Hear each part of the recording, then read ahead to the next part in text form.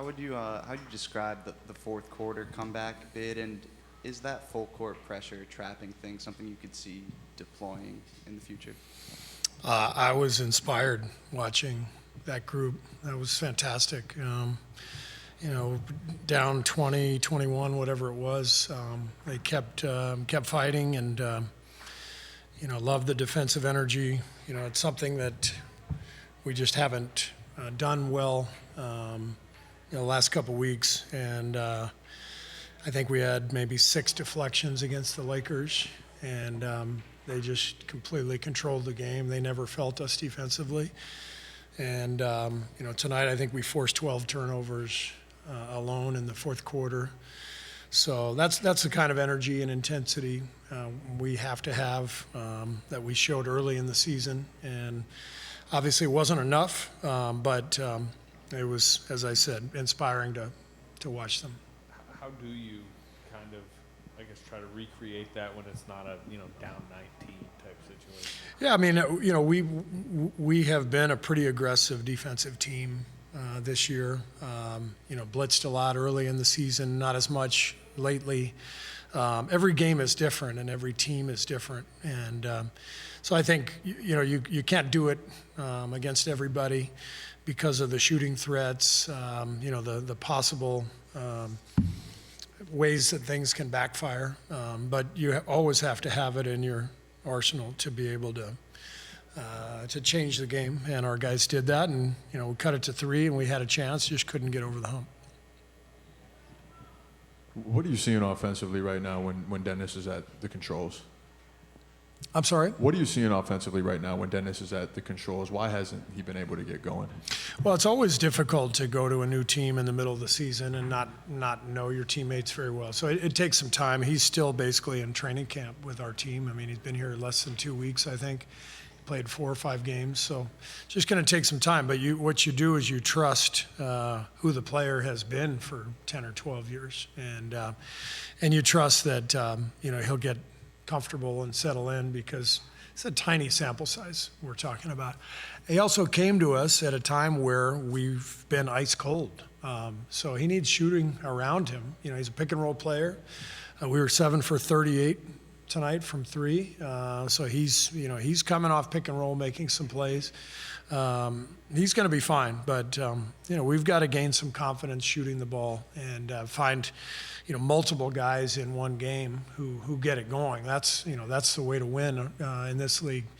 You can't just rely on one guy. Tonight, J.K. was that guy. He was brilliant. I loved his game tonight. Just the purpose, the intent, the rebounding. He just played with force, and that's what we need from him. But last game it was Steph was that one guy. So we've got to get multiple guys, and that comes with confidence. We've obviously lost some confidence, but we're going to get it back. I've said this over and over again. I love this group. I love the competitive fire that they show. Tonight was a good example of that, and. Long season, We're back to square one, 12-3, 3-12. We're right in the thick of everything. I know it's tough when you're in a stretch like this, but we're where we need to be. We got to find it. We got to find the combinations. But that type of energy, that's what we need to turn this thing around. Steve, what do you think Lindy gave you in terms of just trying to find his shot, but also getting some steals? Lindy was fantastic. He couldn't make a shot, and he was a plus 16. The energy, the game flows when he's out there. He's a really good shooter, so his shot will come. He hadn't played in a while, but this is what I love about Lindy, is that he impacts the game no matter what, whether he's making shots or not. And when he got out there, the defensive awareness, the pressure, forcing some turnovers, helping to create some steals. He had a couple of them himself, but also was in the right spot to allow others to make steals. So, yeah, he was good tonight. I thought Moses too did a great job. But 7 for 38 in the modern NBA, it's going to be tough to win a game like that. So sometimes the ball doesn't go in enough, and that was the case tonight. But I thought a lot of guys played really well. Coach, back to Schroder.